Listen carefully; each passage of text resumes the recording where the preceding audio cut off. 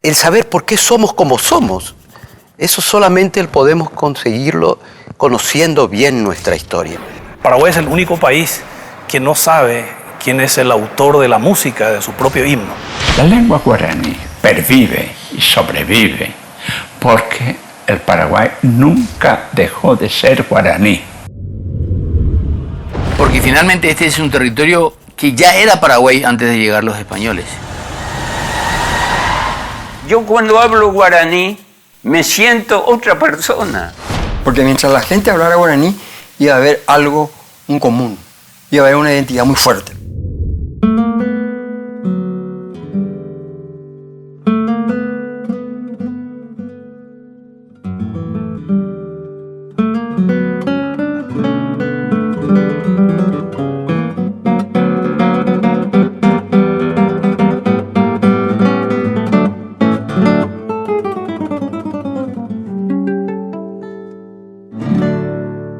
Yo no creo que haya ningún país que pueda declararse absolutamente soberano hoy en día.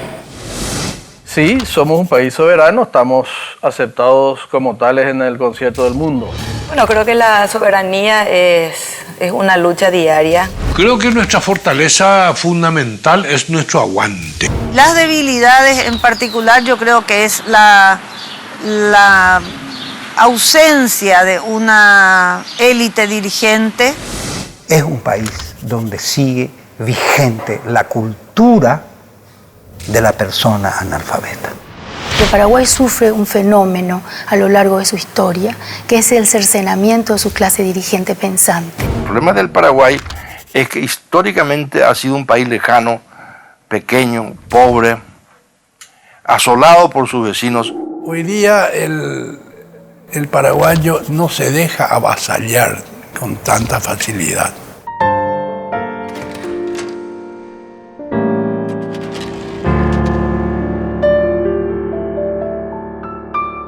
Los paraguayos conquistamos en 1811 la potestad de decidir nuestro presente y nuestro futuro.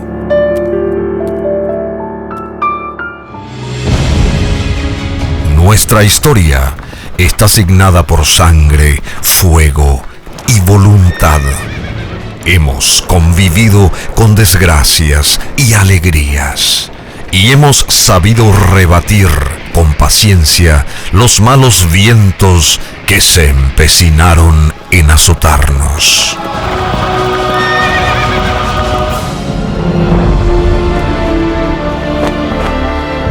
Fatalistas en algunos casos, lúcidos en otros. Los paraguayos jamás hemos abdicado de nuestra vocación de ser libres. No nos fue fácil, desde tiempos inmemoriales, conservar como nación la facultad de regirnos por nosotros mismos.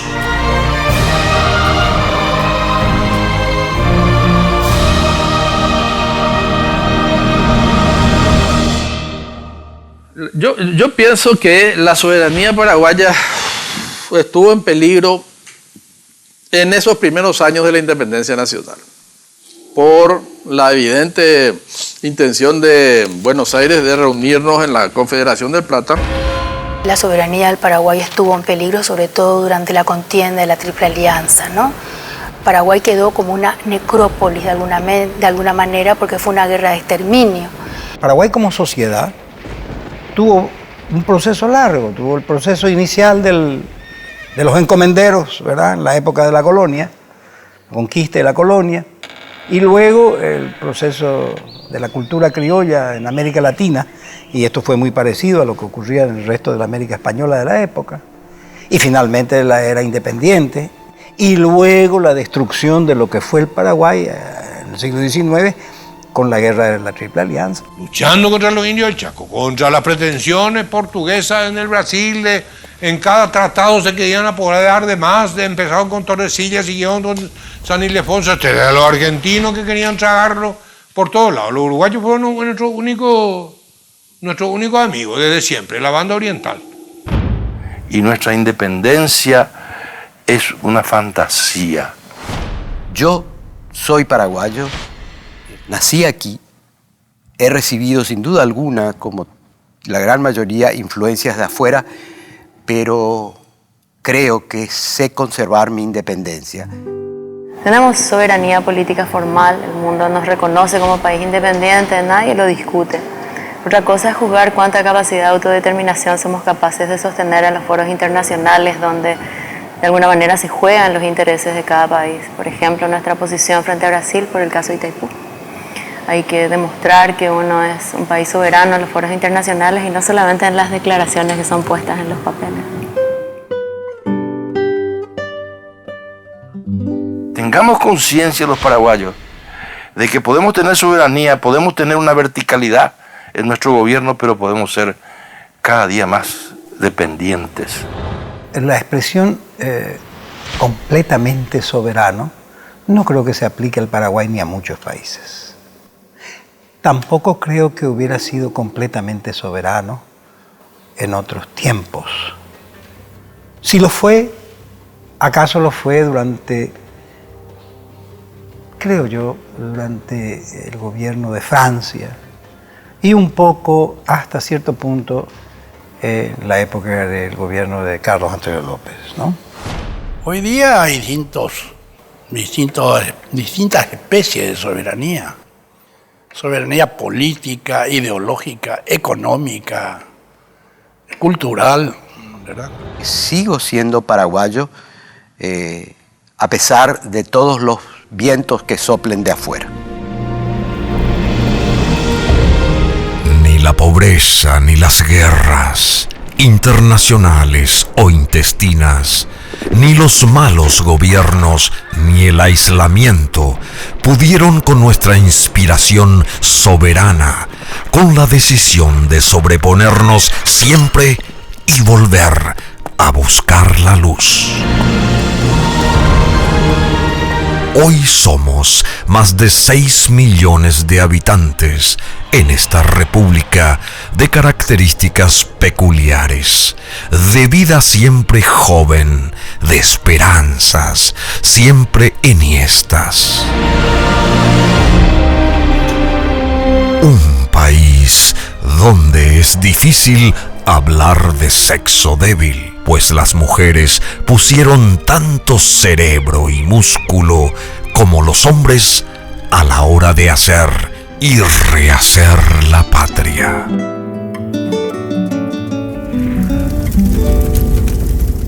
Paraguaya Serafina Dávalos, una gran revolucionaria, por así decirlo, ¿verdad?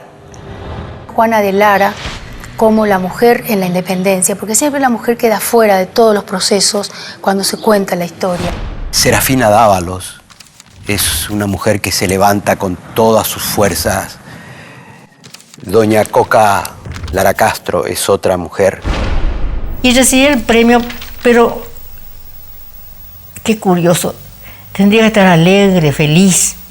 Recibí el premio como algo que no me pertenecía. Porque yo había hecho, y lo hice con gusto todo lo que hice. Hice con amor, yo otra cosa no podría haber hecho. Y pensé en tanta gente anónimas que tanto me ayudaron, que yo sin ellas no podía haber hecho nada.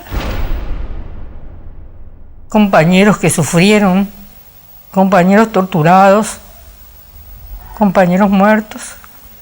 Entonces, mi premio me sirvió para pensar en todos esos dolores.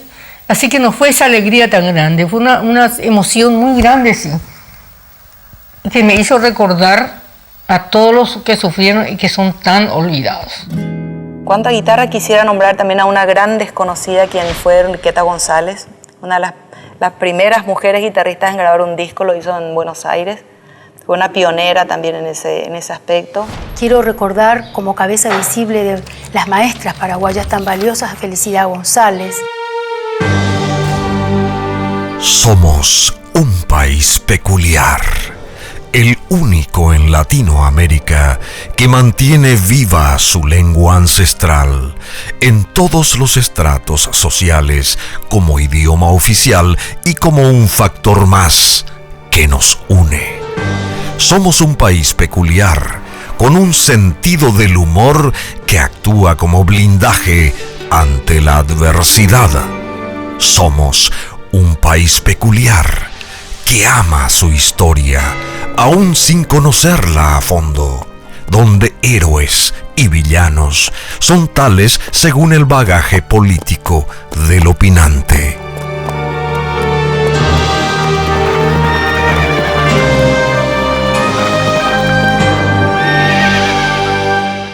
Los paraguayos fuimos siempre muy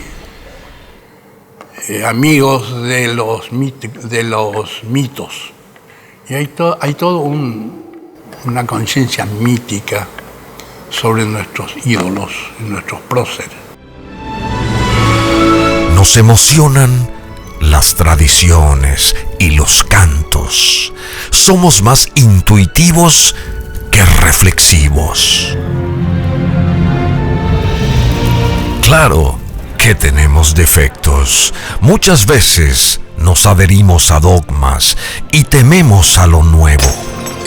No somos muy constantes, ni metódicos, ni muy puntuales, que digamos. Somos un país donde más del 60% de la población vive en áreas urbanas, en un proceso de migración hacia las ciudades que se dio desde los años 70, pero con un predominio del pensamiento rural.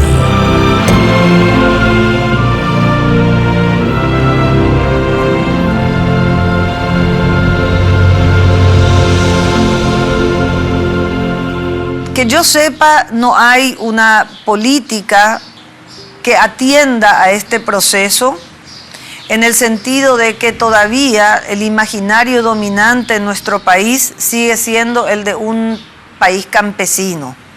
Entonces sentiremos mucho más hablar y reclamar reforma agraria y nunca reforma urbana. Pero no desdeñemos nuestras virtudes. Somos solidarios, hospitalarios, gente de sonrisa fácil. Nos conmueven las desdichas ajenas. Cuando se necesita coraje, allá vamos. Somos creativos y laboriosos cuando la vida así nos exige.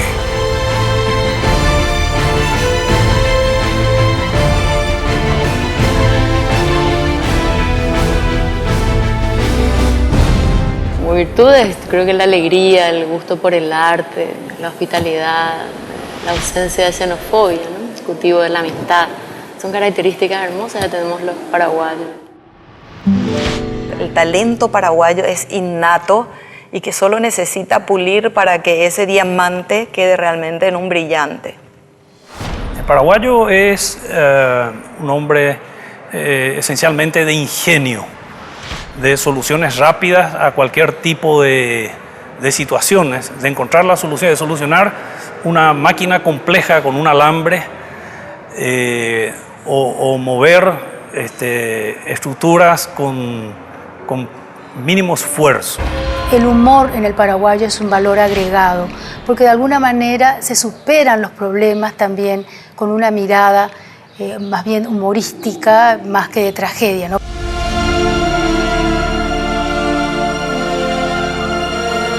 En 200 años de existencia soberana como país, los paraguayos tenemos tantas cosas que contarnos a nosotros mismos.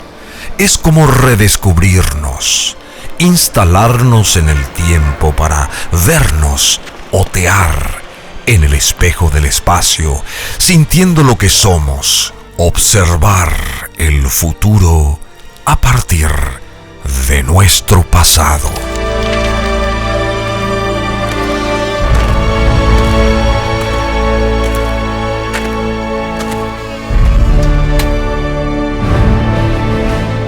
Hoy ya no hace falta que muramos para preservar la soberanía.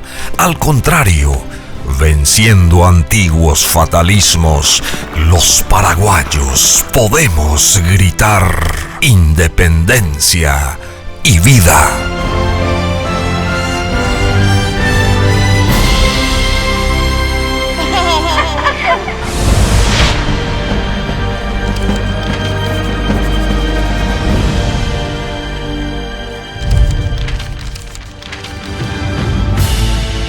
Somos un país joven, pero al mismo tiempo una nación antigua, milenaria. La nación llamada guaraní tiene un origen que se pierde en el tiempo.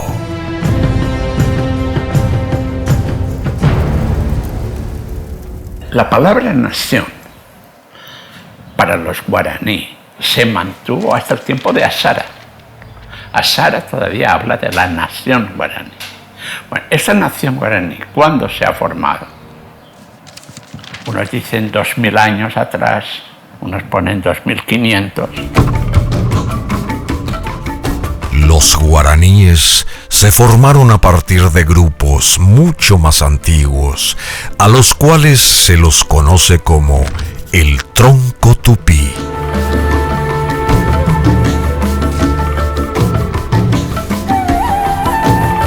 Ese tronco tupí, ¿dónde se habrá originado?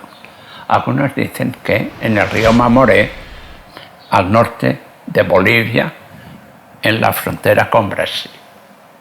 Bueno, a partir de ahí, por cosas que están mal conocidas todavía, parece que hubo una expansión de grupos que fueron bajando por el Amazonas y pasaron por todo el Amazonas.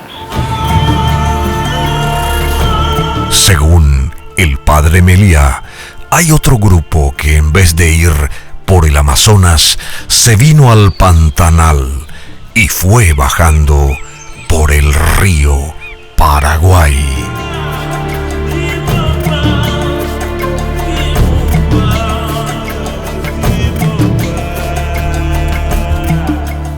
Y se van quedando por las costas del río Paraguay, pero por la costa oriental, porque es donde el cultivo de la mandioca y del maíz se da mejor.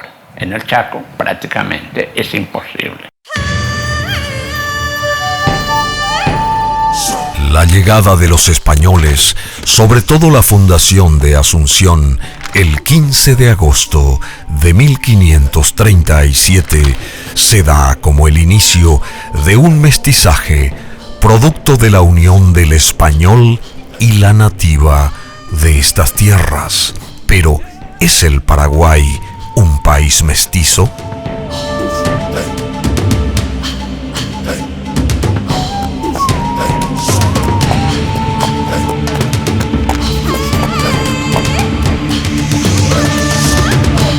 En Paraguay, durante el tiempo colonial, sobre todo hasta el siglo XVIII, solo había 3 ciudades de españoles.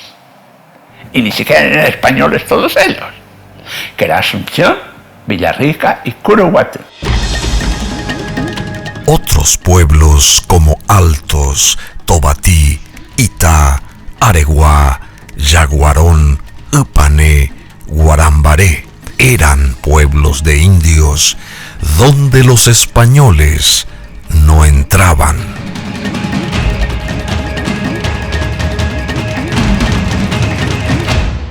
Y por lo tanto la población del Paraguay no era mestiza. Eso del mestizaje es un cuento del siglo XX. Nosotros somos mestizos, con componentes muy fuertes de negros a veces y de indios en la mayoría de las veces. Muchos de los paraguayos son guaraníes. Son guaraníes, casi sin mezcla. Lo que pasa que en el proceso histórico, y esto ya viene de muy antiguo, cada habitante del Paraguay que no estaba en las misiones jesuíticas o franciscanas aspiraba a pasar como español. Entonces, en los censos, cuando se decía, ¿y vos qué sos? Decía, yo soy español. López es descendiente de indígenas, Mariscal Estigarribia es descendiente de indígenas y probablemente arriba del 90 o 95% de paraguayos somos descendientes de indígenas.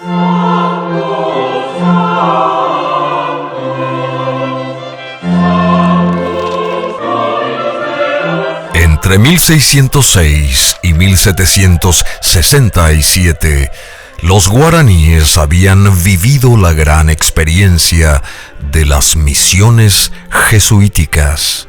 Estas misiones se organizaron en plena selva, no solo como focos evangelizadores, sino como unidades productivas y de instrucción para los indígenas. Un hecho fundamental fue que los jesuitas no solo respetaron el idioma nativo, sino que lo aprendieron ellos mismos y lo difundieron dándole una grafía basada en el alfabeto latino con las obras de Antonio Ruiz de Montoya.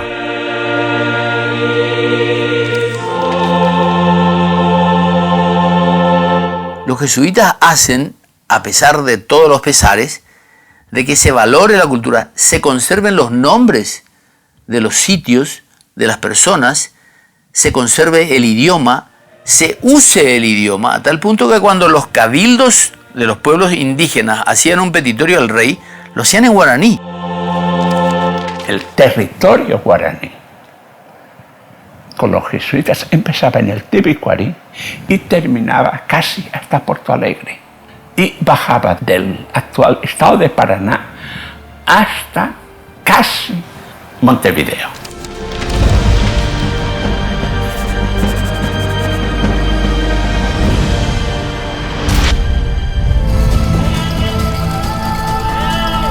La gran herencia de los pueblos originarios del Paraguay es el idioma guaraní, lengua ancestral que trascendió la conquista, la colonización, el genocidio de la Triple Alianza y hasta las prohibiciones contra su uso. Responsables de esta transmisión histórica son las mujeres, las madres indígenas que preservaron el guaraní en sus hijos.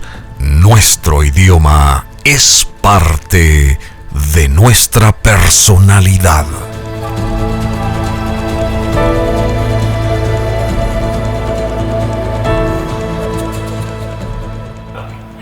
El Paraguay tiene como lengua propia, y esto lo dicen todos los viajeros que vinieron al Paraguay, los Robertson, Matfield, de Merced, Di Grati, en fin, todos dicen que en el Paraguay la lengua del Paraguay es el guaraní. En el caso paraguayo concretamente, yo creo que la influencia del doctor Francia, de su gobierno, apenas independizado el país, y la guerra contra la Triple Alianza han marcado profundas diferencias que yo sintetizo en dos aspectos fundamentales: la permanencia del idioma guaraní y todo lo que eso implica en nuestra forma de ser y de pensar en general, y la urbanización tardía. Cuando termina la guerra, vuelven alguna gente que habían ido al exilio, a quien él había expulsado, a unos maestros extranjeros, los nuevos, los gobernantes que habían sido luego puestos a dedo por las tropas de ocupación, ¿no es cierto? Tratan de crear cosas nuevas, pero uno de los fenómenos importantes que se producen, me parece que es la prohibición de hablar en guaraní. El idioma guaraní era el idioma oficial. Y hasta 1787, cuando José Cardiel hace su libro, dice: en el Paraguay todo el mundo habla guaraní. Y todos tienen que hablar guaraní porque no hay otra forma de entenderse. Porque los aliados, especialmente los argentinos, parece que se dieron cuenta que el guaraní era algo que creaba identidad al pueblo paraguayo.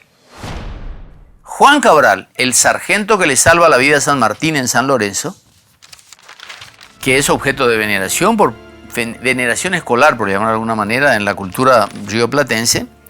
Sin embargo, y de acuerdo a la versión del propio San Martín, era indígena. Y que las famosas palabras que dijo, muero contento mi general porque hemos batido al enemigo, en realidad no eran esas, sino que él expresó algo en guaraní cuya traducción no se puede repetir sin rubor, decía San Martín.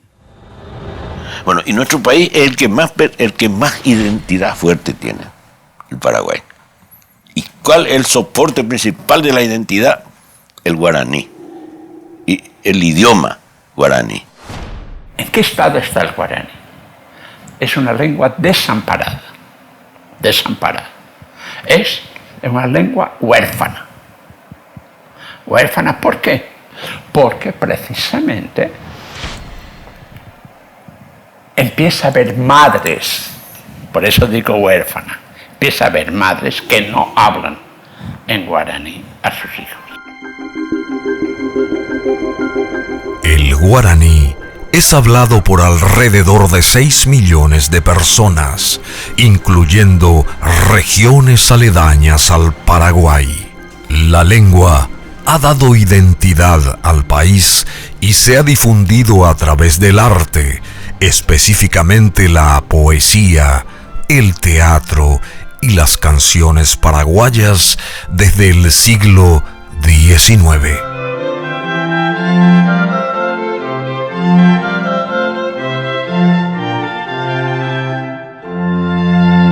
Eran música de salón en algunos casos, en la urbe principal, que era Asunción, donde se reproducían las danzas que llegaban de Europa y las canciones, y estos aires plañideros que muchos llamaban purajey así, en los que ya el naciente criollo iba incorporando la lengua guaraní principalmente para transmitir sus emociones.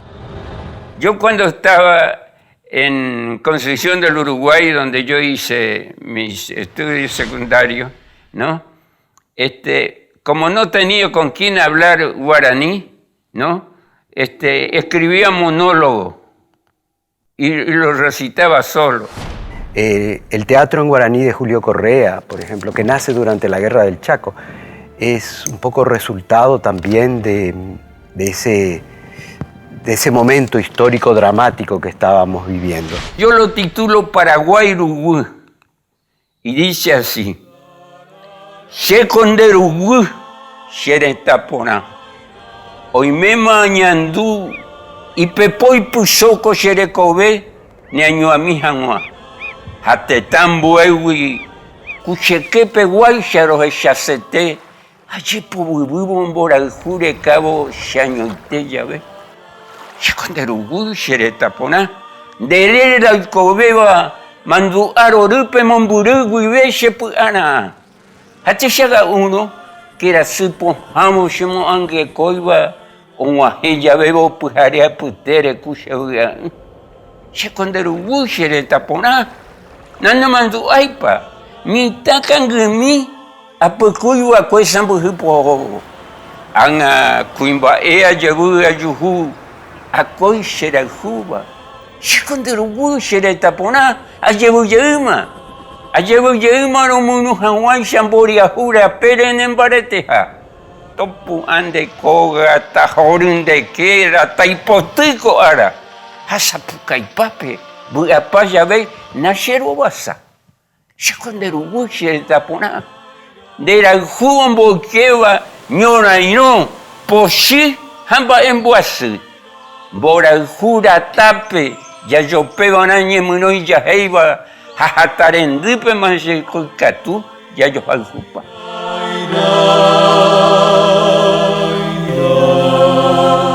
Flores, casualmente, después de haber escuchado este monólogo, ¿no? Es que insistió tanto en que yo fuera el que escribiera las letras de Ñemitú.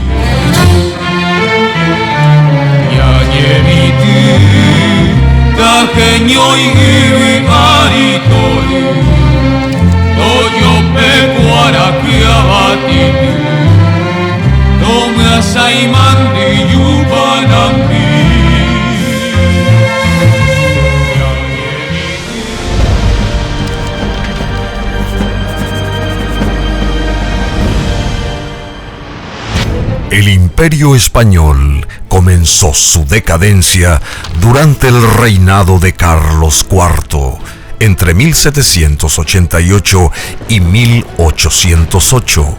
Inglaterra eliminó el poderío naval español en Trafalgar en 1805.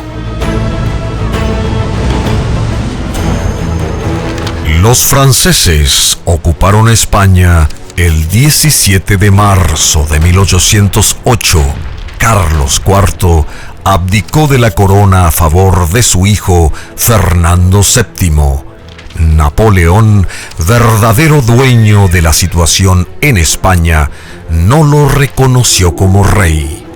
La presencia francesa promovió el alzamiento del 2 de mayo de 1808, patentizada para la inmortalidad en el célebre cuadro de Francisco de Goya.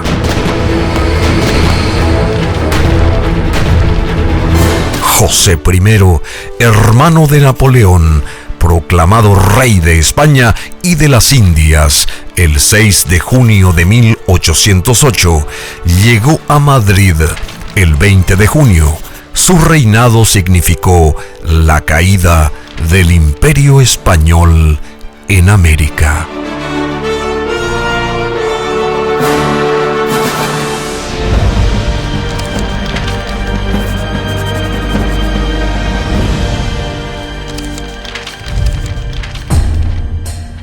Causas internas: la deficiente administración, la relajación de costumbres, el régimen comercial de monopolio que impedía el crecimiento económico, la postergación de criollos y mestizos, la tiranía de la autoridad virreinal, las restricciones culturales.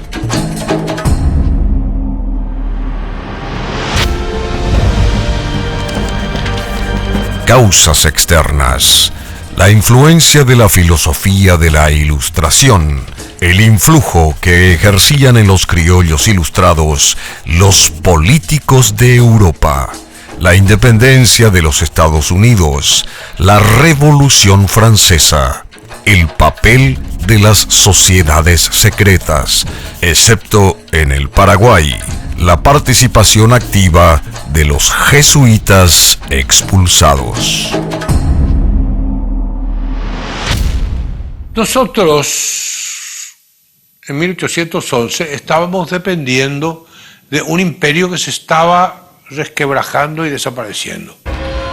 La independencia de Paraguay viene como de rebote, de un sistema de maduración anticolonial. Aquellos paraguayos estaban hartos de un sistema colonial que los mantenía en la pobreza, mientras les exigía cada vez más tributos.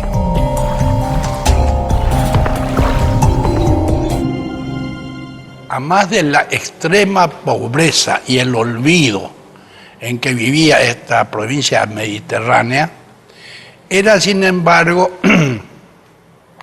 la que aportaba mayor cantidad de rubros para el presupuesto del Virreinato del Plata.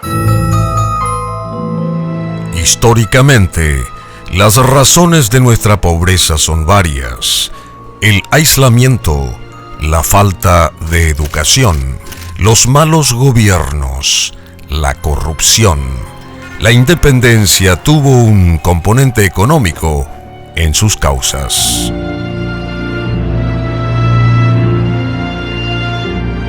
Razones económicas. Esas son fundamentalmente el hecho de que los criollos, no hay que llamar criollos acá, bueno, eran criollos de Paraguay, es el mestizo, ¿no?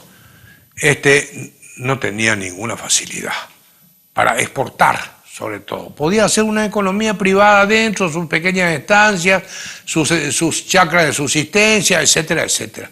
Pero en el momento de recibir efectivo, para poder tener ropa, para poder hacerse una casa, para poder educar a sus hijos, el español que estaba acá lo dominaba íntegramente a través de él. Él no tenía ¿cómo se llaman? Los impuestos que se debían a un país mediterráneo, etcétera. No, había una diferencia muy grande.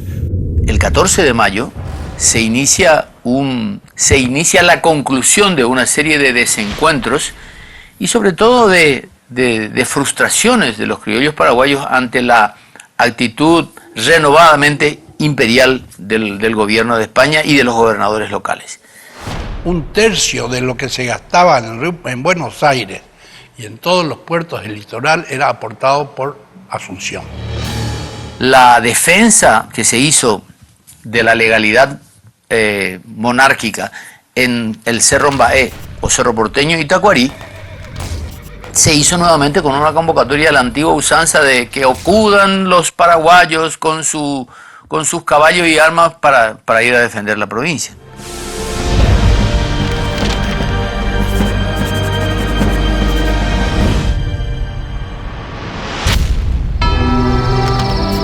En la noche del 14 de mayo de 1811, un grupo de patriotas inició la gesta que dio origen a la República del Paraguay. La lucha contra los ingleses que invadieron el Río de la Plata y los triunfos de las tropas comandadas por oficiales criollos contra los porteños de Manuel Belgrano dieron a los patriotas la medida de su capacidad para ser libres. La situación era muy confusa. Nosotros en realidad tuvimos una guerra de independencia cruenta contra el poder de Buenos Aires, que se dirimió en las batallas de Cerro Porteño y Tacuarí. Ahí podemos decir que nos independizamos de la capital del virreinato del Río de la Plata. Inicialmente fuimos independientes de Buenos Aires, ¿por qué? Porque si se producía una rebelión de las provincias unidas del Río de la Plata, se supone que todas se rebelaban integradas a ese virreinato y nosotros formábamos parte de ese virreinato. Tras la Revolución de mayo de 1810, Buenos Aires pretendió convertirse en cabeza del virreinato del Río de la Plata. El gobernador Bernardo de Velasco no se sometió. Belgrano invadió el Paraguay y fue derrotado por los paraguayos en Paraguarí, al pie del Cerro Mbaé, conocido luego como Cerro Porteño, el 19 de enero de 1811. El 9 de marzo de 1811, una nueva victoria paraguaya obligó a Belgrano a solicitar una honrosa retirada. Las tropas porteñas regresaron a Buenos Aires sin lograr su objetivo. Velasco, con la excusa de evitar una nueva invasión porteña, pidió ayuda a la princesa Carlota Joaquina, esposa del rey portugués y hermana del depuesto rey Fernando VII, a quien reconocía sucesora a la corona de España.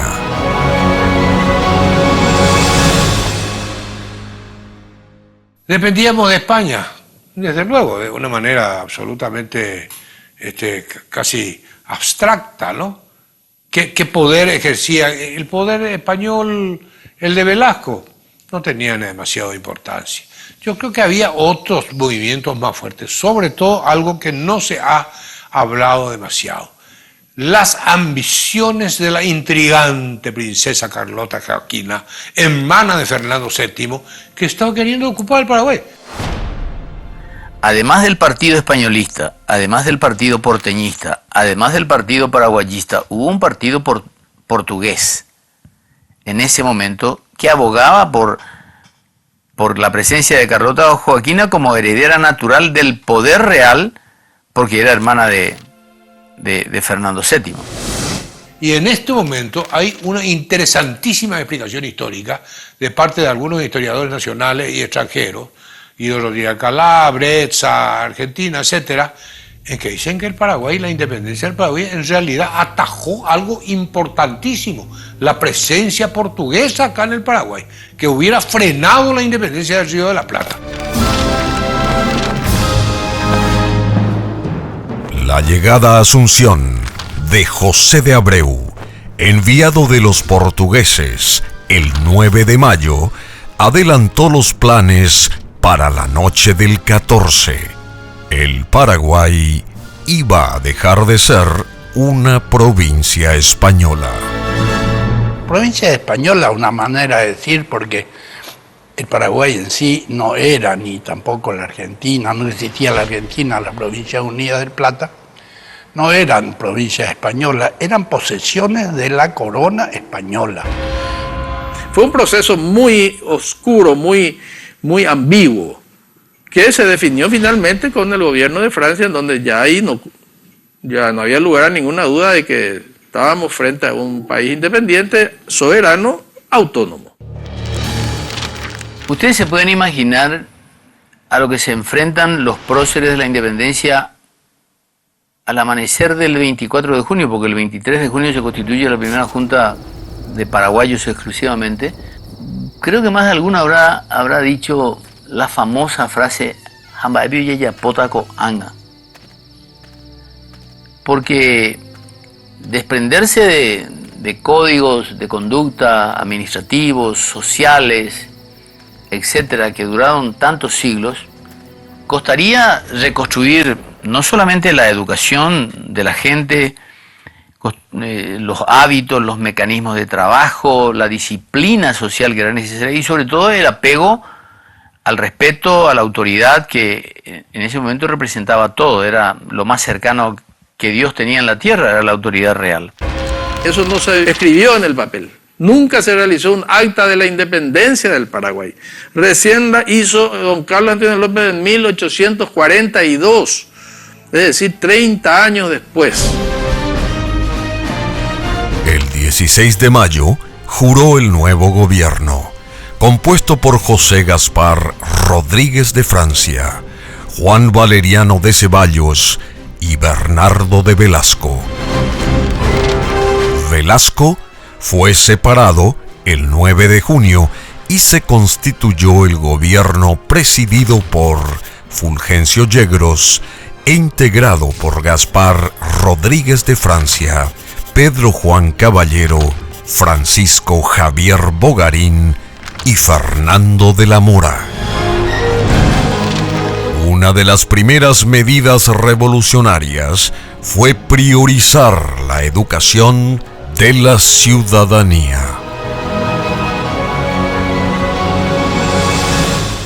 Recuerdo que Fulgencio Yegros, que era el presidente de la Junta Superior Gubernativa, si mal no recuerdo, estamos hablando del año 1812 por ahí, él se tomó ya el trabajo de escribir una especie de reglamento para los maestros. O sea, quiere decir que desde el primer momento los próceres de la independencia se preocuparon de la parte cultural. Por ejemplo, el bando del 6 de enero es firmado por Fernando de la Mora, por Pedro Juan Caballero y por Fulgencio Yegros. Y ellos hablan en ese bando del 6 de enero de 1812, todo pende en el hombre de la instrucción, que era absolutamente revolucionario en ese momento porque ponen la educación por encima del nacimiento. Y en ese momento las estructuras sociales estaban muy enmarcadas, muy rígidamente enmarcadas. En 1813, el Congreso nombró cónsules a Fulgencio Yegros y a José Gaspar Rodríguez de Francia. En 1814, otro Congreso creó la dictadura temporal para Francia. El 1 de junio de 1816, Francia fue declarado dictador perpetuo de la República durante su vida, con calidad de ser sin ejemplar.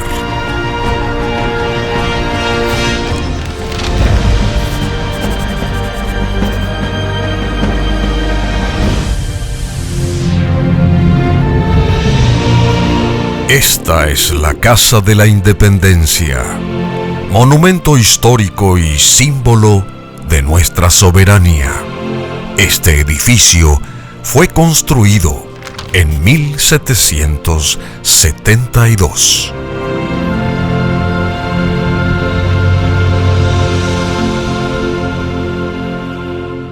Fue epicentro de la gesta de mayo, pues acá se reunían los patriotas, acá conspiraban. En 1943, durante el gobierno del general Higinio Morínigo, la casa fue adquirida por el Estado paraguayo.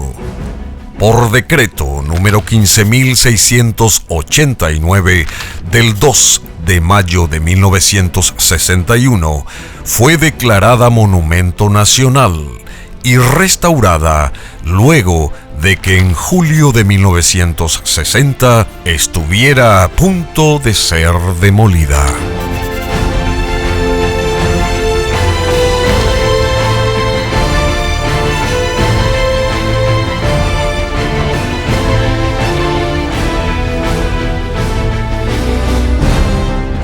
Recrea la memoria colectiva de la vida de una familia en el Paraguay colonial, de una familia, digamos, pudiente, y tenemos varios salones que de alguna manera tienen un acervo de gran riqueza en todo sentido.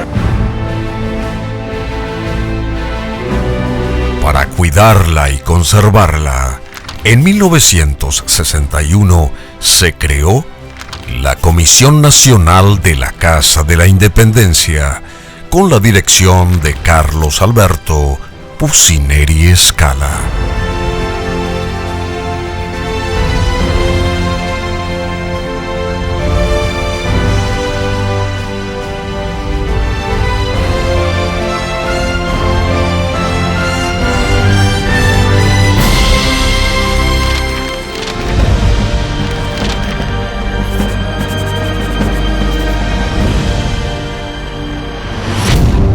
José Gaspar Rodríguez de Francia impuso una dictadura férrea que marcó a fuego la historia del país. Decía Efraín Cardoso, la teoría del poder absoluto fue aplicada en el Paraguay en beneficio de la independencia nacional. Francia juzgó que solo mediante la concentración del poder, el pueblo paraguayo podría conservar su independencia. En aras de la libertad nacional, sacrificó todas las libertades individuales.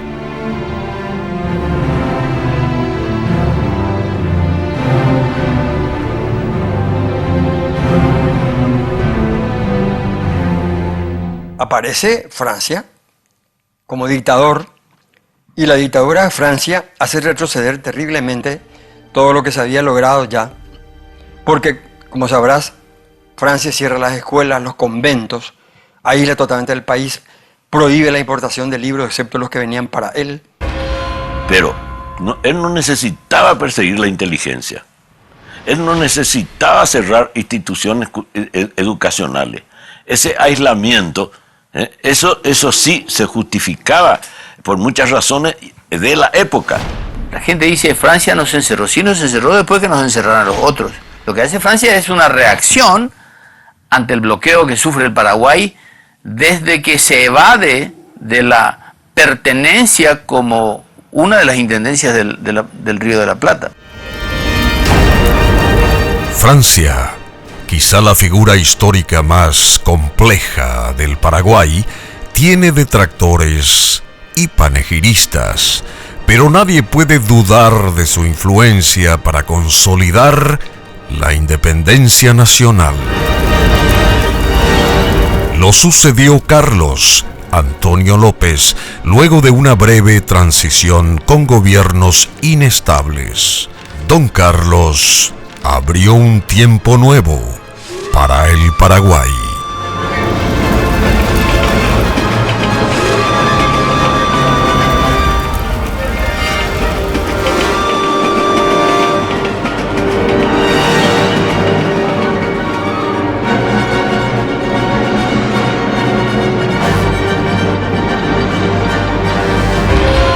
En tiempos de don Carlos Antonio López, como hubo un auge económico a partir de la apertura de las restricciones comerciales que tenía el Paraguay anteriormente, y hubo mayor afluencia de riqueza de esa exportación, el Estado tuvo mucho más recursos de golpe, ¿no? Porque el Estado, contrariamente a lo que se cree, el Estado que dejó el doctor Francia era un Estado en bancarrota. Ahí no había un peso. El que cree que Francia dejó dinero, lo único que tiene que hacer es leer su testamento. Ahí va a encontrar cuánto exactamente dejó el doctor Francia en las arcas del Estado. Y es una verdadera miseria. Y el mismo Carlos Antonio López lo dice en su primer mensaje presidencial. Él dice, ustedes son testigos de lo que nos dejó el doctor Francia en el estado miserable en el que nos dejó el gobierno anterior. Él mismo lo dice. Y luego pasan unos años en los que el Carlos Antonio López trata de hacer una buena administración del Estado, y luego se produce esta apertura de las fronteras del Río de la Plata al comercio paraguayo, a los productos paraguayos tradicionales, ¿verdad? Hierba, madera, tabaco. Y hay un pequeño auge económico, el Estado adquiere recursos, y esos recursos extra que don Carlos recibe los reinvierte en la contratación de técnicos extranjeros. Lo que hizo López no tiene parangón en la historia del Paraguay. Si hoy vinieran al Paraguay 247 técnicos con sus familias, con gente de mandos medios, que representan lo más granado del conocimiento científico del mundo, el Paraguay se transformaría hoy también. Testimonios de aquella época de fulgor constructivo son la estación del ferrocarril, el Palacio de López, comenzado a construir en aquel tiempo, el Palacio de Benigno López, el Palacio de Venancio López, la Iglesia de la Catedral, la Iglesia de Trinidad, la Iglesia de la Recoleta.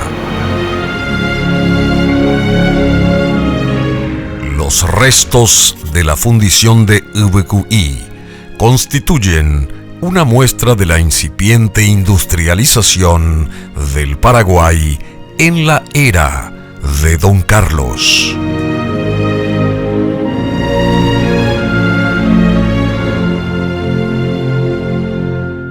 De alguna manera, Carlos Antonio López implementa una infraestructura al país que le da una cierta fortaleza, una fortaleza muy importante. Justamente después se desencadena la guerra, teníamos fundición de hierro en Ibicuí, teníamos ferrocarril, teníamos telégrafo.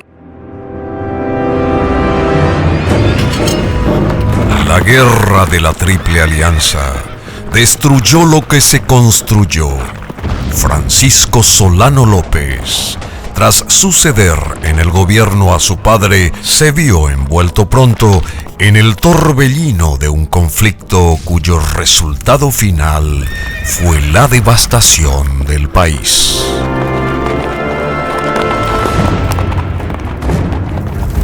Fueron 5 años de resistencia tenaz ante la Triple Alianza, formada por Argentina, Brasil y Uruguay, cuya intencionalidad quedó patente al conocerse el tratado secreto firmado el 1 de mayo de 1865, que más parecía un pacto para exterminar al Paraguay.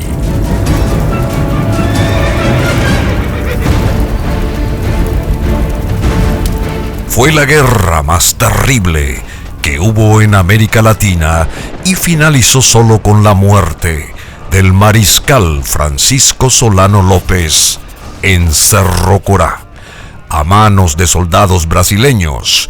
López entró en la leyenda para ser, a su vez, como Francia, alabado o denostado.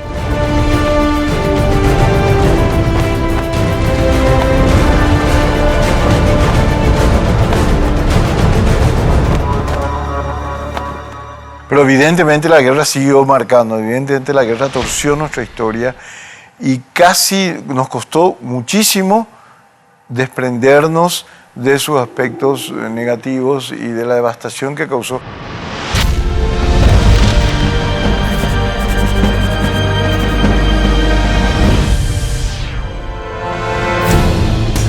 El 15 de agosto de 1869, mientras en Acostañú los aliados preparaban la masacre de los niños paraguayos, en Asunción se formó un gobierno tutelado por las fuerzas de ocupación, un triunvirato integrado por Cirilo Antonio Rivarola, Carlos Loizaga y José Díaz de Bedoya.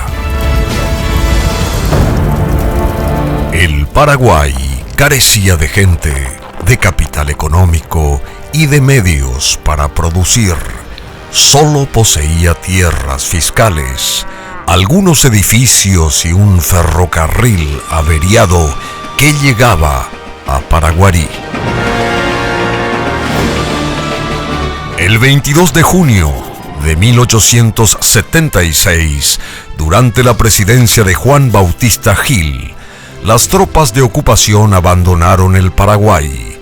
El 12 de noviembre de 1878 se dio a conocer el laudo del presidente de los Estados Unidos de América, Rutherford Hayes, que determinó que la Villa Occidental o Chaco pertenecía al Paraguay.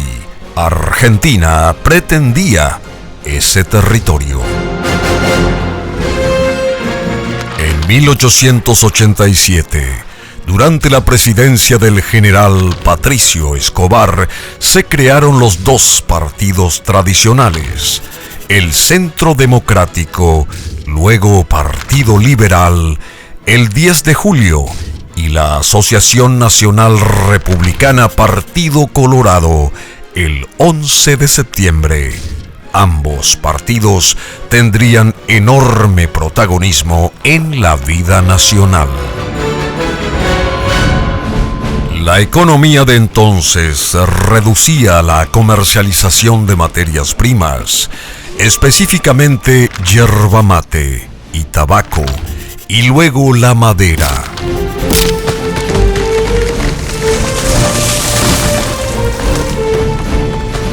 La producción ganadera era todavía pobre.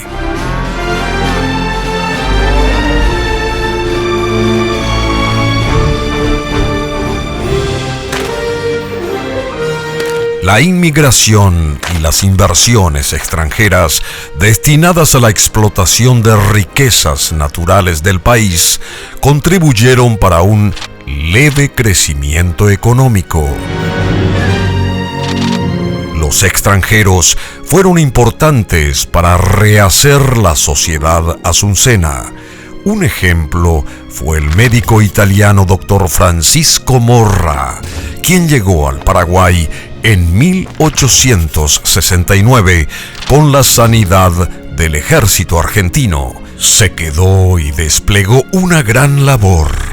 Era uno de los pocos médicos en la Asunción de entonces. A él se debe el hoy señorial barrio de Villa Morra. Los italianos llegaron en conjunto a partir de 1882. Había entre ellos arquitectos, ingenieros y constructores.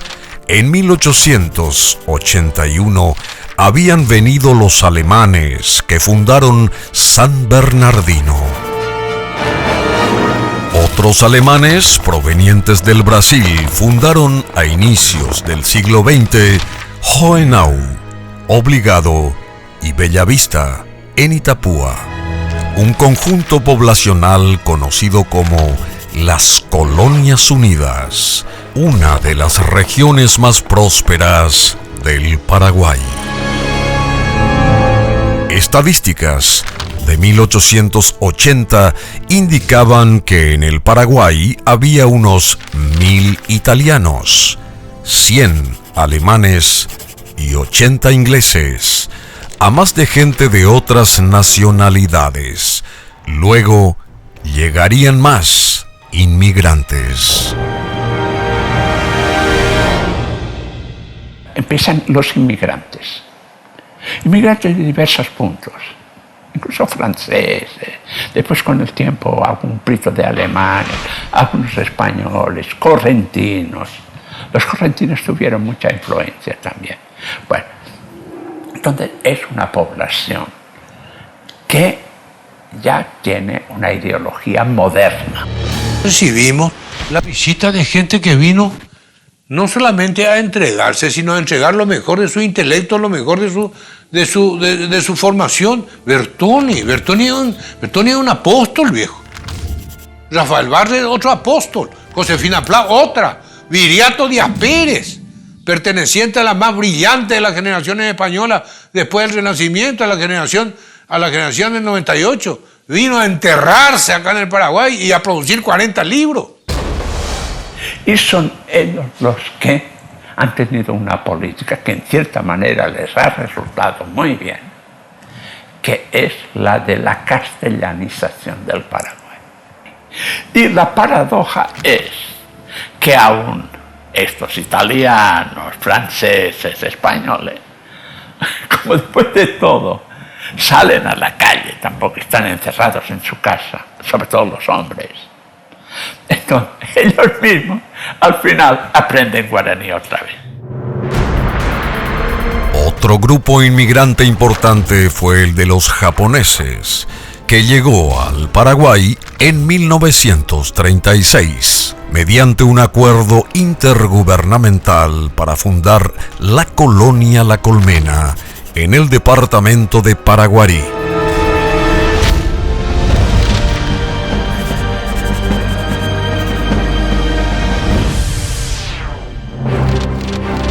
La era entre el fin de la guerra y el ocaso del siglo XIX se caracterizó por una extraordinaria dinámica periodística. Hubo diarios, periódicos y revistas en cantidad y calidad. Figura fundamental de esa época y mártir del periodismo fue Blas Garay, el padre de la historiografía paraguaya. El discurso histórico en el Paraguay se inaugura con Blas Garay. Enviado en 1896 por el presidente Egusquiza a España, Garay halló en el archivo de Indias documentos que afirmaron jurídicamente los derechos del Paraguay sobre el Chaco. En España, Garay escribió 4 libros esenciales para nuestra historia. A su vuelta, fundó el diario La Prensa. Murió en 1899 asesinado por causa de un artículo periodístico. La Garay es una cumbre. Es una cumbre sobre todo desde un punto de vista biológico. Muere a los 26 años.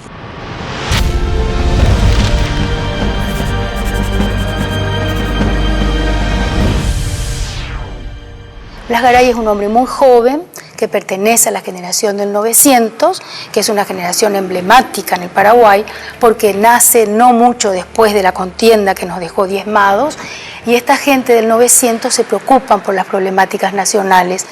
Yo creo que es gente que tuvo una doble virtud. En primer lugar, de una honestidad muy grande, y en segundo término, de una preparación, de una formación que no ha tenido ninguna otra generación del Paraguay. La famosa generación del 900 del Colegio Nacional fue algo extraordinario, fue un semillero, apareció Cecilio Báez y toda esa gente, vinieron después los de CUT, etc.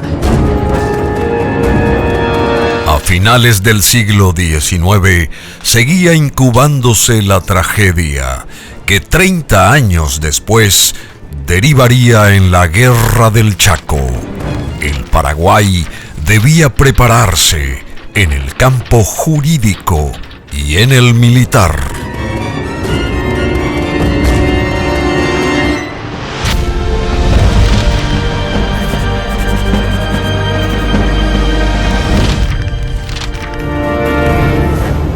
El siglo XX se inició con el gobierno de Emilio Aceval, quien había asumido el 25 de noviembre de 1898. En enero de 1902 fue derrocado y sustituido por el vicepresidente Héctor Carvalho, a quien relevaría el coronel Juan Antonio Ezcurra. Ezcurra sería el último presidente colorado de esa era. En diciembre de 1904 entregó el poder al Partido Liberal en la culminación de un alzamiento iniciado en agosto de ese mismo año. El primer presidente de la era liberal fue Juan B. Gaona. Los primeros años del siglo XX serían de caos y violencia.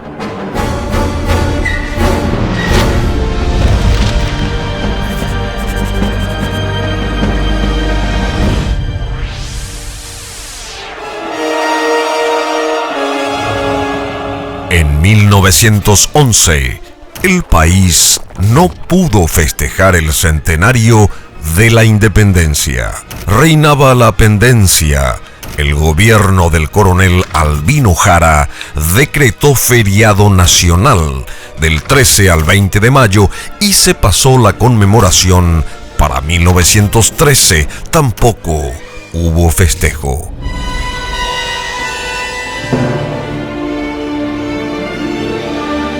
El único homenaje al centenario de la independencia en 1911 fue el poema Canto Secular de Eloy Fariña Núñez.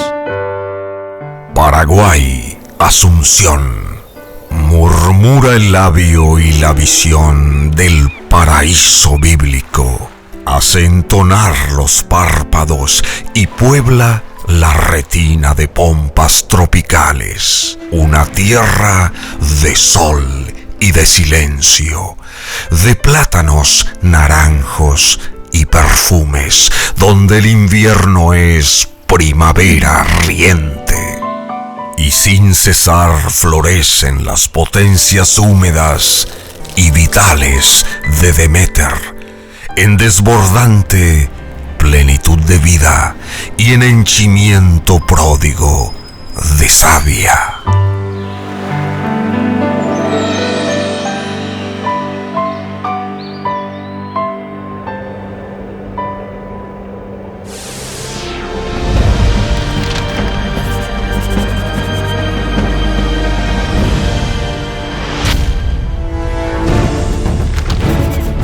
El Chaco sería escenario de otra tragedia nacional.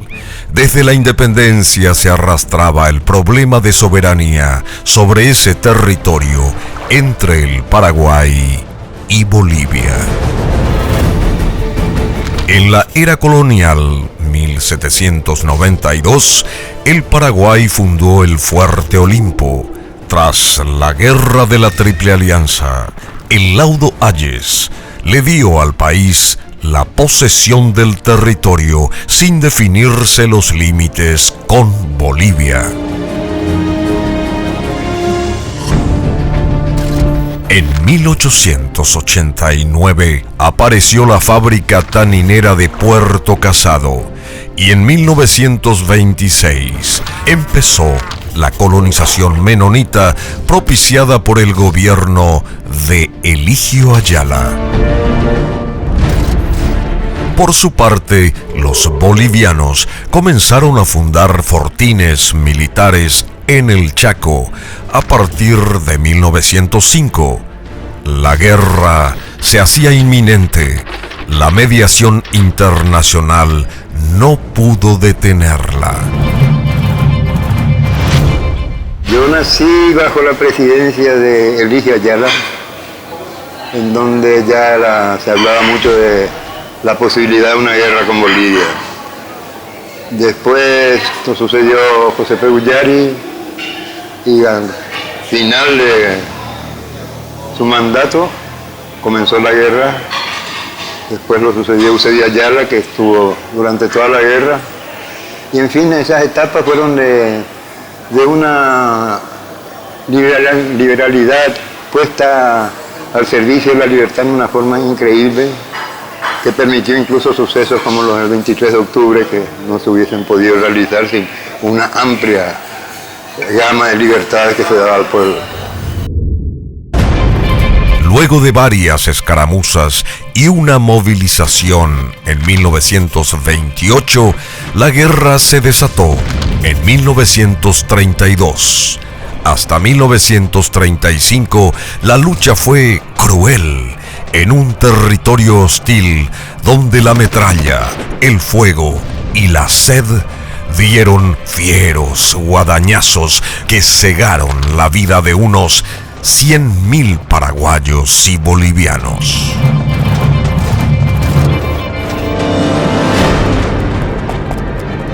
Fue una epopeya en la que el pueblo paraguayo en armas consiguió una victoria prodigiosa. De aquella gesta quedan nombres como los de Eusebio Ayala, José Félix Estigarribia, Rafael Franco, Carlos J. Fernández, Juan Bautista Ayala, Nicolás Delgado, Luis Irrazábal, Francisco Brizuela, Eugenio Alejandrino Garay, José Bozano, Gaudioso Núñez, Paulino Antola, Dámaso Sosa Valdés, Carmelo Peralta, Rogelio Echeverri, Alfredo Ramos, Abdón Palacios, Basiliano Caballero Irala, José María Casal, Ramón L. Paredes, Luis Santiago, Federico W. Smith, Francisco Caballero Álvarez, Vicente Machuca y tantos otros, como los héroes civiles de la retaguardia y las heroínas mujeres que se dedicaron a la producción agrícola durante la contienda y aliviaron el dolor de los combatientes como enfermeras.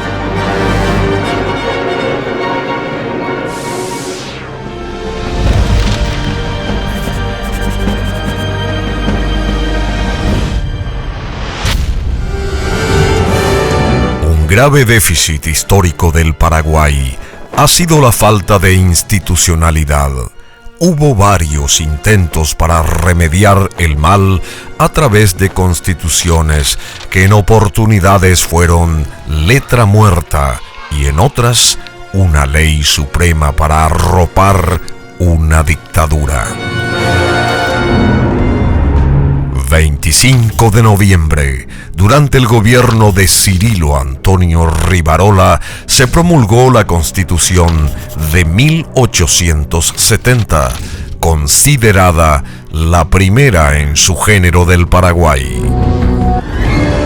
Por primera vez se reconoció con jerarquía constitucional el principio de la separación de poderes, con interdependencia funcional, igualdad jurídica y reciprocidad. El gobierno del general José Félix Estigarribia impuso la Constitución de 1940, que consagró la hegemonía del poder ejecutivo. Estigarribia la pensó a su medida, dada la coyuntura de inestabilidad política.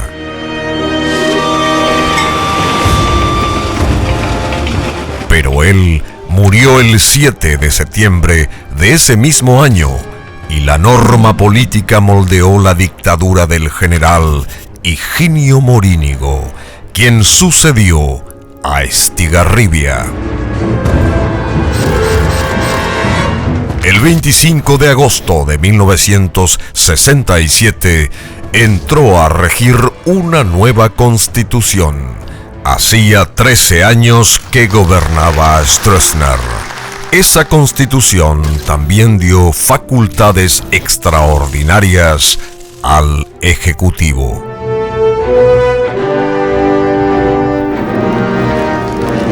La Constitución del 67 fue modificada en 1977 para la reelección sin límites de Alfredo Stroessner. Tras la caída de este, una nueva constituyente llamada por el gobierno del general Andrés Rodríguez elaboró la Constitución de 1992, que establece un régimen democrático basado en el equilibrio de los poderes. Esta es la Constitución que nos rige actualmente.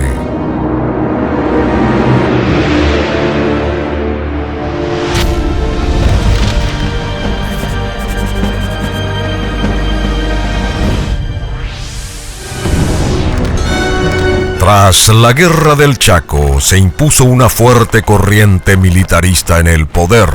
El golpe de 1936 llevó a la presidencia de la República al coronel Rafael Franco, quien sería derrocado un año después. En 1939, con el apoyo del sector joven del Partido Liberal, asumió como presidente el general José Félix Estigarribia, quien moriría el 7 de septiembre de 1940 en un accidente aéreo. Luego de Estigarribia se instaló la larga dictadura del general Higinio Morínigo entre 1940 y 1948. En 1946 sobrevino un breve periodo de libertades públicas, conocido como la Primavera Democrática, previo al drama posterior que fue la Revolución de 1947, que dividió al país en persecutores y perseguidos y tuvo una dolorosa proyección.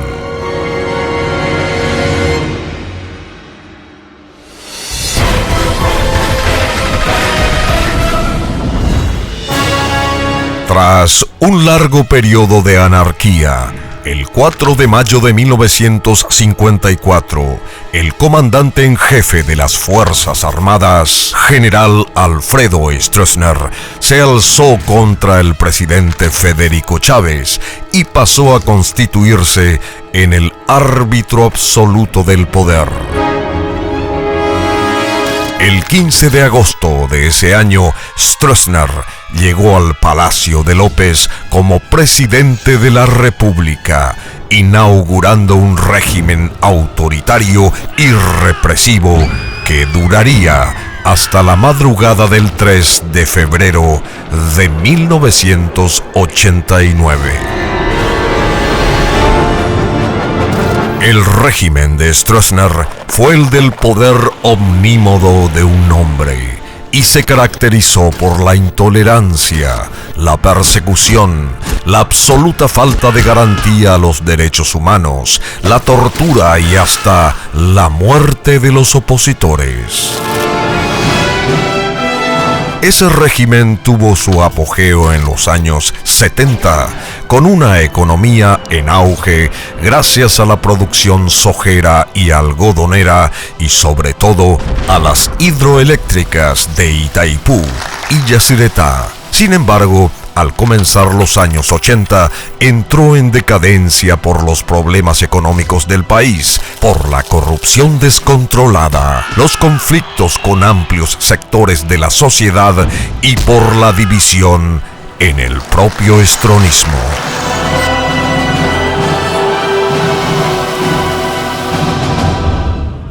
¿Y cómo persiguió Stroessner la cultura? Ahí los acentúa el asunto, echando a los mejores profesores de la universidad y de los colegios de bachillerato. Y al mismo tiempo inauguraba escuelas. Y bueno, con Castro también la alfabetización. ¿Pero para qué queremos la alfabetización si después no podés leer, ni opinar, ni escribir, no podés disentir porque te tenés que suicidar de hambre? El gobierno de Stroessner se volvió insostenible enfrentado con la Iglesia, sostenido sobre la base de la prebenda, aislado por los gobiernos democráticos del mundo, con una economía en franco declive, sin inversiones ni producción sustentable, mantenía sin embargo su fuerza y solo un levantamiento militar lo pudo deponer.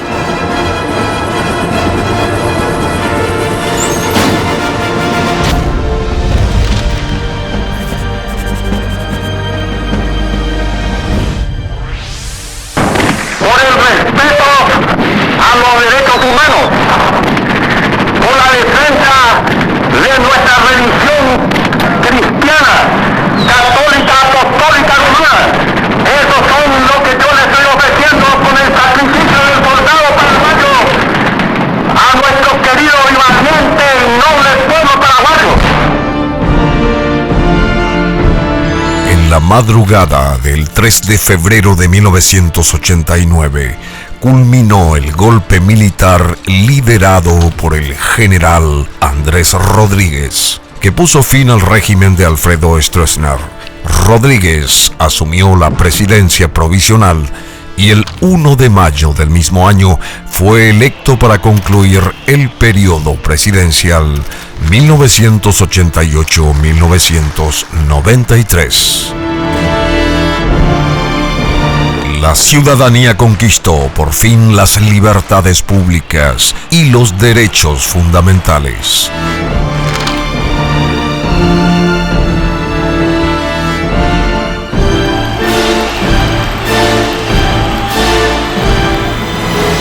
En 1993 fue electo presidente el ingeniero Juan Carlos Wasmosy, el primer civil colorado que pudo terminar su mandato constitucional.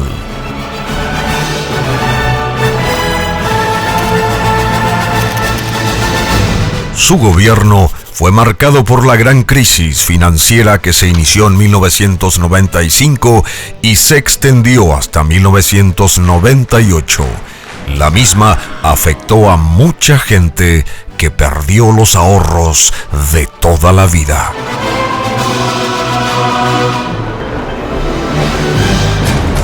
A Wasmosy sucedió el ingeniero Raúl Cubas Grau, quien tras soportar el asesinato de su vicepresidente Luis María Argaña, la tragedia del marzo paraguayo en 1999 y la inminencia de una destitución por juicio político, se vio obligado a renunciar. Con el presidente destituido y el vicepresidente asesinado, la presidencia de la República quedó a cargo del titular del Congreso, Luis Ángel González Maqui, a quien la Corte Suprema confirmó en el cargo hasta la finalización del periodo constitucional que iba hasta el 2003. Del 2003 hasta el 2008 gobernó Nicanor Duarte Frutos, el último presidente colorado en 61 años de hegemonía política de la Asociación Nacional Republicana. El 20 de abril del 2008, la ciudadanía en históricos comicios eligió a Fernando Lugo, quien se había candidatado por la Alianza Patriótica para el Cambio, integrada por el Partido Liberal Radical Auténtico y otros partidos de izquierda y de centro.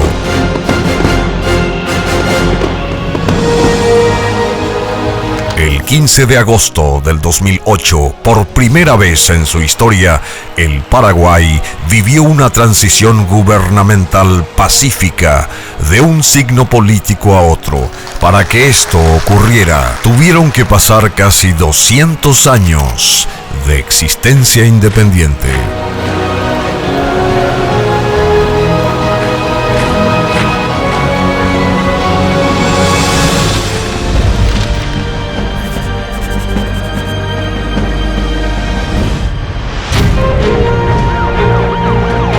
La historia del Paraguay ha sido preferentemente contada desde la perspectiva de la política o de las hazañas militares, pero nuestro país tiene una rica memoria en cuanto a su cultura, las manifestaciones sociales, las artes, el deporte.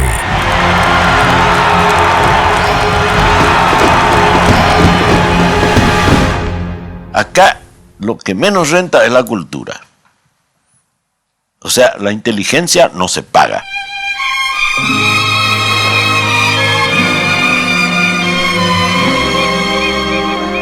La música paraguaya es hoy reconocida en el mundo, sobre todo luego de la instalación en Europa en los años 50 del trío Los Paraguayos. Ayer de nuevo yo partí. Con Luis Alberto del Paraná, Digno García y Agustín Barbosa.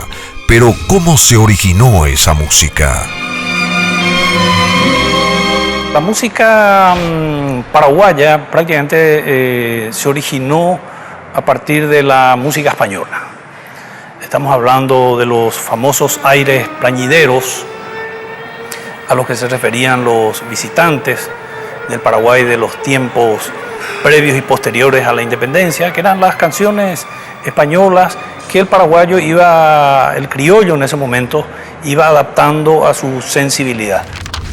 La primera vez que aparece algo que insinúa, lo tenemos en una edición de la revista El Semanario, en los tiempos de los López, cuando hay una crónica en la que, entre comillados, se dice que el pueblo en la plaza bailó sus polcas, como diciendo la suya, no la de los salones, porque la polca que se bailaba en los salones era como señalaba la europea. Dos nombres referenciales de la música en el Paraguay, entre otros grandes, son los de Agustín Barrios y José Asunción Flores. Nuestras máximas concertistas de guitarra, Berta Rojas y Luz María Bobadilla, llevan en las alas de sus manos la música de Barrios por el mundo.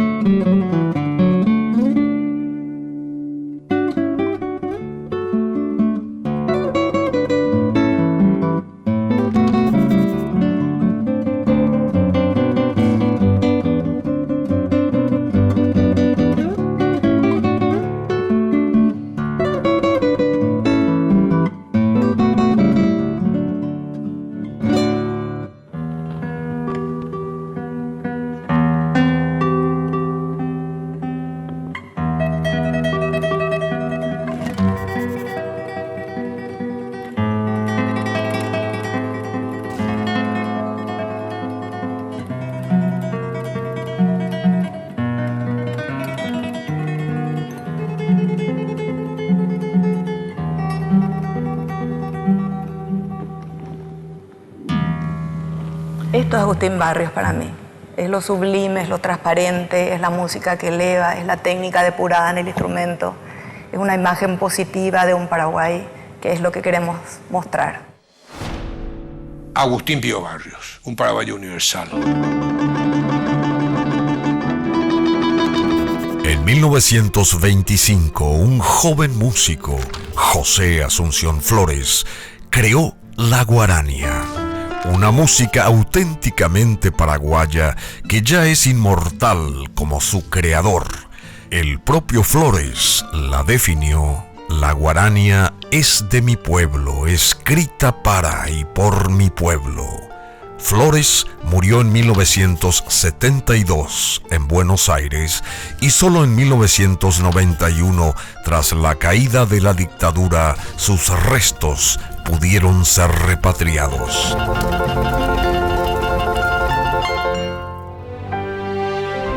Las letras paraguayas tienen una cumbre: Augusto Roa Bastos, ganador del Premio Cervantes en 1989 con una obra que es un clásico en la literatura universal, Yo, El Supremo, Roa Bastos, con toda el aura de su grandeza, falleció el 26 de abril del 2005.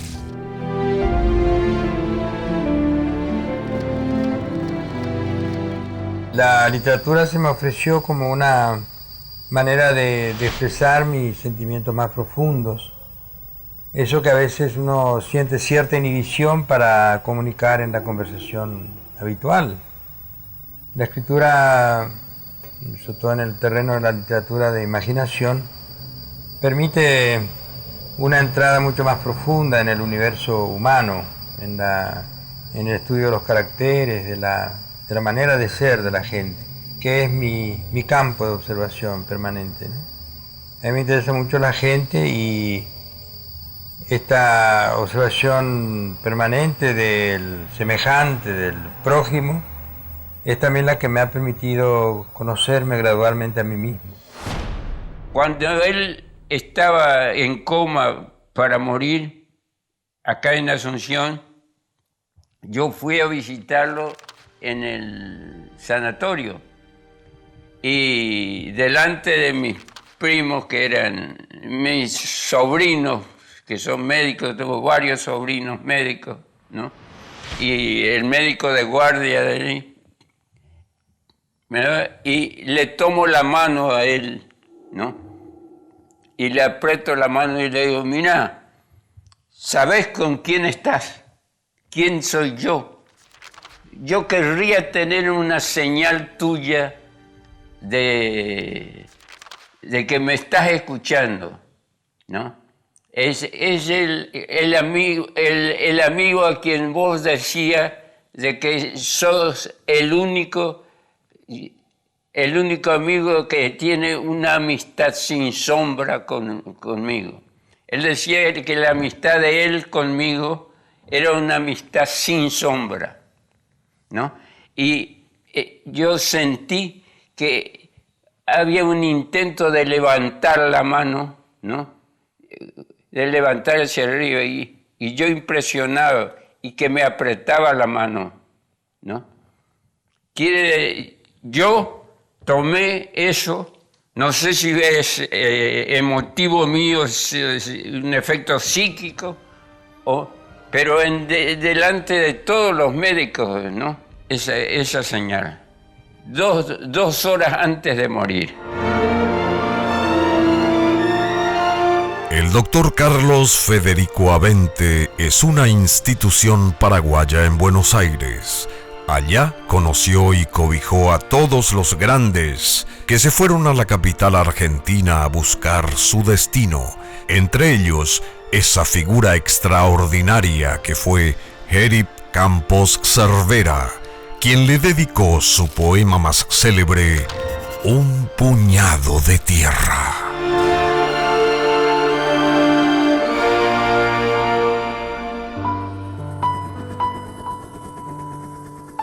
Un puñado de tierra con el cariño simple de sus sales y su desamparada dulzura de raíces. Un puñado de tierra que lleve entre sus labios la sonrisa y la sangre de tus muertos. Quise de ti tu noche de azahares, quise tu meridiano caliente y forestal. Quise los alimentos que pueblan los duros litorales de tu cuerpo enterrado y quise la madera de tu pecho. Eso quise de ti, patria de mi alegría y de mi duelo. Eso quise de ti, quise de ti, quise de ti. Pero así caminando bajo nubes distintas, sobre los fabricados perfiles de otros pueblos, de golpe te recobro. Por entre soledades invencibles o por ciegos caminos de música y trigales, descubro que te extiendes largamente a mi lado con tu martirizada corona y con tu limpio recuerdo de guaranias y naranjos. Estás en mí con todas tus banderas, con tus honestas manos labradoras y tu pequeña luna irremediable. Un puñado de tierra, eso quise de ti, y eso tengo de ti, tengo de ti, tengo de ti.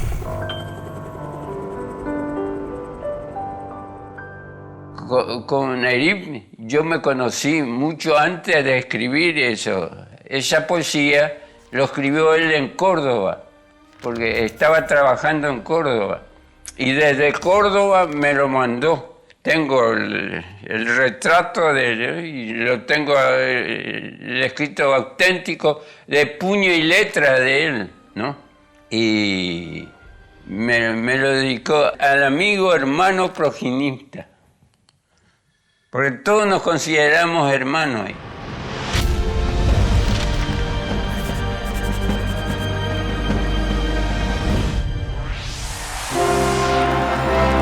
Arsenio Erico es un hombre cuyo nombre no necesita adjetivo para que se sepa que fue el más grande deportista que dio el Paraguay.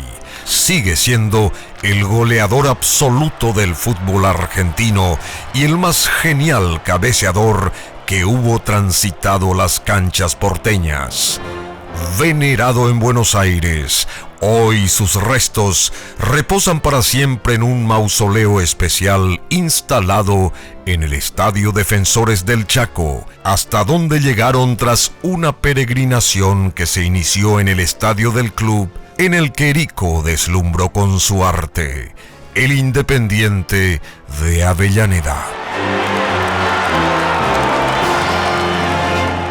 Erico, Arsenio, estuvo conmigo en Concepción del Uruguay, estuvieron un mes cuando hicieron la gira de la Cruz Roja.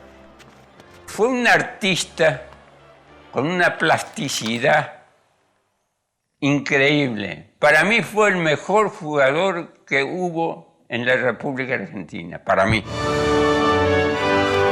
El deporte paraguayo ha dado grandes nombres que honraron al país. Luis Gilberto Ruiz en natación, Kit Pascualito en boxeo, Edith Núñez en básquetbol, Víctor Manuel Pecci en tenis, Carlos Franco en golf y tantos ídolos del fútbol. Hoy, el Paraguay es sede permanente de la Confederación Sudamericana de Fútbol, CONMEBOL, un logro obtenido por la gran labor dirigencial del doctor Nicolás Leos.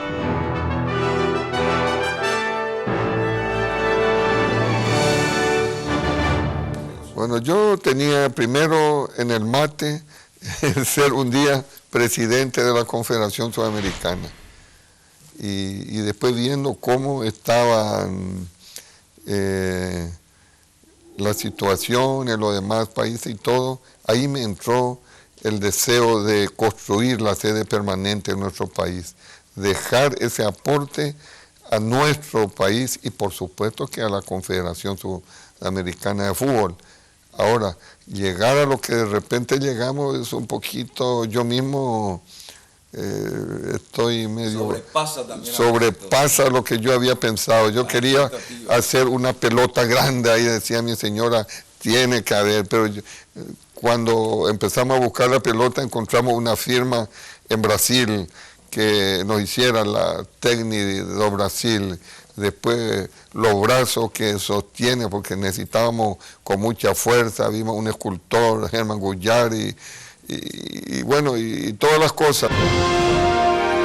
Como cualquier otro, el Paraguay es un país con fortalezas y debilidades que han marcado su existencia en todas las etapas de su historia.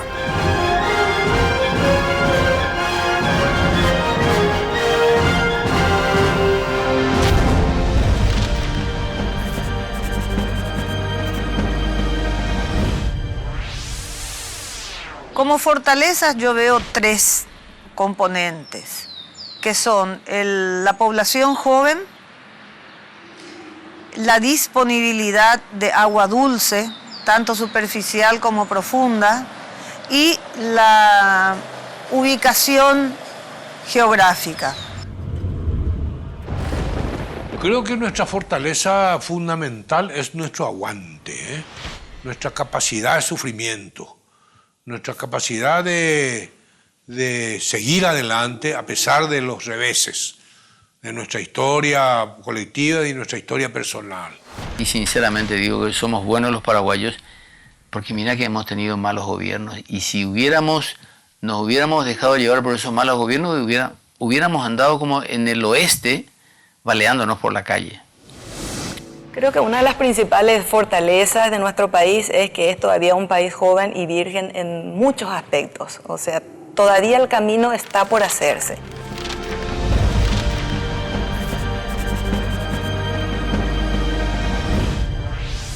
Paraguay sigue siendo hoy un país eminentemente afectado por el analfabetismo. Es una nación con un número ya intolerable de analfabetos. Se ha disfrazado el número real de analfabetos desde siempre. Yo creo que la educación pública en Paraguay adolece de muchas cosas por el momento. Hay un alto índice de analfabetismo funcional en el Paraguay. No sé si reconocido por los estamentos del Estado, pero sí en la cotidianidad se percibe. En algún caso dicen analfabeto funcional, pero ¿qué quiere decir analfabeto funcional? Si funciona como analfabeto, es una persona analfabeta, la que funciona como analfabeta y terminó, ¿verdad? Pero acá lo que falta es una clase intelectual, una élite. El déficit ha sido siempre la educación, que ha vivido numerosos procesos, intentos, pero no ha llegado todavía a consolidarse y a producir realmente mayor cantidad de ciudadanos bien formados, con una gran capacidad de conocimiento, de raciocinio principalmente, para encontrar la solución a sus propios problemas. Cuando yo digo decadencia cultural, hay individualidades de la vieja generación, de la generación actual, de las generaciones jóvenes, que son individualidades muy válidas culturalmente, pero la mayoría son autodidactas, no son resultado de nuestras instituciones educacionales en el sentido académico de la palabra, ¿verdad? En el Paraguay la ignorancia no tiene escapatoria. Nuestro pobre pueblo sigue siendo ignorante. Y ahí es donde yo creo que el Paraguay tiene históricamente un gran desdén hacia el conocimiento, hacia el talento, hacia la capacidad. Tiene un menosprecio a los libros y de eso también está nutrido nuestra memoria histórica. Los paraguayos estamos en una mentalidad medieval y rural, por lo tanto. Es una desgracia del paraguayo, eso del sentirse poca cosa. Siempre creemos que somos menos que los de afuera. Y sin embargo estamos demostrando muchas veces que somos iguales, por lo menos iguales, ¿verdad? En distintos campos. Pero ahora tenemos la exportación de soja que va sin pagar ningún impuesto, porque la materia prima en todos los países desarrollados, la exportación de materia prima paga impuestos. Acá los sojeros se van a enojar conmigo porque están convencidos que ellos son el factor de la riqueza del país, pero no es así. Es muy importante la soja, pero solamente quedarse en la exportación de materia prima no enriquece al pueblo, enriquece a los exportadores únicamente. Acá lo que hace falta es industrializar eso. Los paraguayos constituimos un pueblo apasionado por nuestra historia. Discutimos sobre ella con vehemencia y muchas veces estamos a favor o en contra de personas y hechos más por emoción que por razón. ¿Nos han contado bien nuestra historia?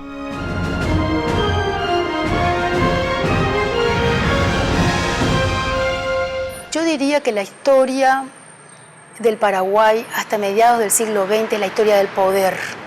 Un poco las descripciones bélicas, historia de personajes políticos o militares de alguna manera, ¿verdad? Y queda un poco fuera la sociedad, la economía, la mujer, los campesinos, los indígenas. etcétera, las mentalidades, ¿no? Nos han endiosado a muchísimos personajes, han olvidado a muchos otros. Bueno, lo que a mí me enseñaron, que es lo que supongo que le enseñaron a todas las últimas generaciones, es que somos un país con una rica historia en guerras y en héroes militares, ¿no? Pero de los héroes civiles, de los maestros, de los educadores, los artistas, de los profesionales, de esos que siento yo construyen ese país nuestro, de ellos poco y nada se habla, ¿verdad? Yo creo que la última generación de historiadores paraguayos ya fallecida es la que intentó separarse de esa línea y volverse un poco más científicos, un poco más objetivos, y yo creo que lo lograron. Voy a mencionar por lo menos 3 grandes historiadores que, a mi modo de ver, que hicieron un trabajo objetivo, sereno, en lo posible despojado de partidismo, y los quiero recordar básicamente a Efraín Cardoso, a Julio César Chávez y a Rafael Eladio Velázquez.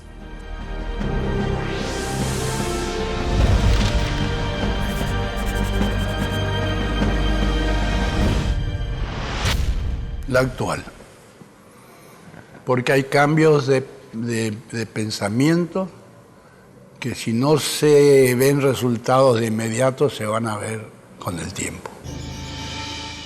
En los últimos 20 años yo creo que se está gestando por primera vez en la historia del Paraguay una cultura basada en la libertad de prensa, en la libertad de expresión, que no es lo mismo, y en la libertad de asociación plena. Que los resultados no sean satisfactorios, pues muy bien, yo juzgo de idéntico modo, no son satisfactorios, pero hay que reconocer que con anterioridad no hemos tenido esta posibilidad de hacerlo. Estos 20 años de democracia, con todos los tropezones que tenemos, yo creo que comparado con lo anterior, sigue siendo una época luminosa que va a dar mucho que ponderar a los investigadores del futuro. Renació la esperanza, volvió a morir, pero la esperanza resucita siempre. Y a pesar de que 70 años después de haber nacido, no vivo en el Paraguay que yo soñaba, espero que algún día sí, aunque ya no viva más. Creo que la mejor época es la que tiene que venir, que todavía la estamos esperando. Yo creo que está por llegar y espero que pronto. El Paraguay es un país con grandes potencialidades que le nacen de la propia naturaleza, con abundante agua dulce que le asegura la provisión para el futuro. Posee también otra riqueza genuina, la generación abundante de energía hidroeléctrica. Primero fue Acaraú, luego Itaipú y Yacyretá.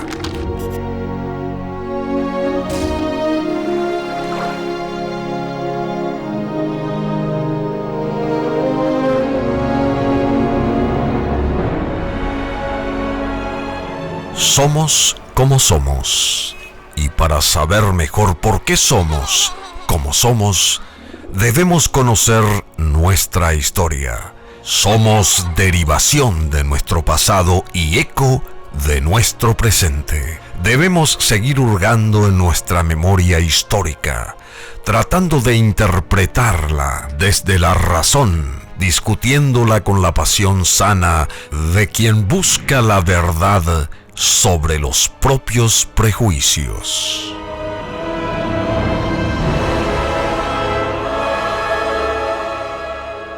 Falta unidad, nos falta articulación de fuerzas.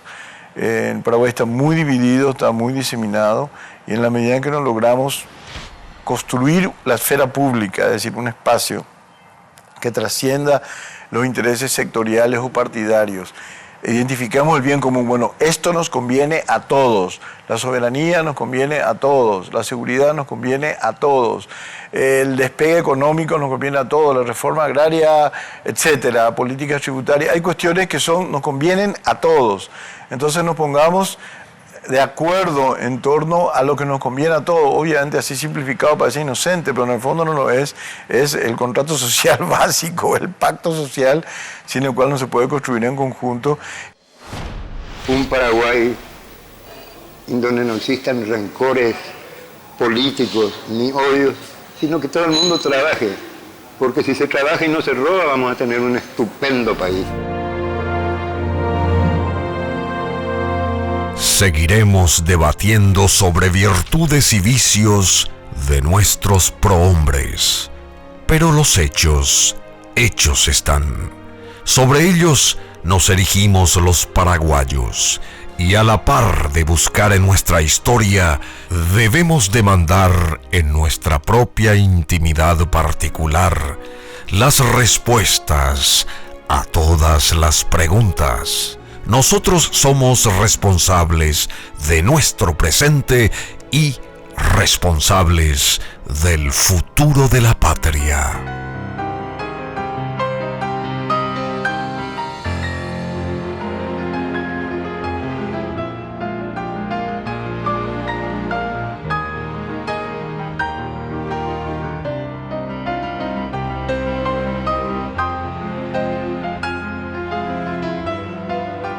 La gesta del 14 y 15 de mayo de 1811 es una de las páginas más brillantes de nuestra historia. Es el acta de bautismo de todos los paraguayos. Muchos acontecimientos se sucedieron desde entonces, heroicos, gloriosos, memorables algunos, tristes, perniciosos o intrascendentes otros, pero todos ellos hicieron de este país la patria que tenemos hoy. En esa eterna búsqueda de la igualdad, la justicia, la libertad, porque de cenizas redimidas hemos levantado nuestra raza y construido una nación. Ojalá todos juntos miremos un horizonte común para acceder a ese desarrollo sustentable que nos dé una mejor calidad de vida a los paraguayos.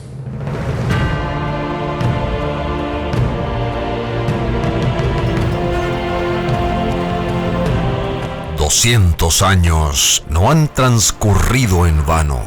Nuestro país está en pie, con sus fortalezas y sus debilidades, con sus amenazas y sus oportunidades, pero libre en una libertad que depende de nosotros.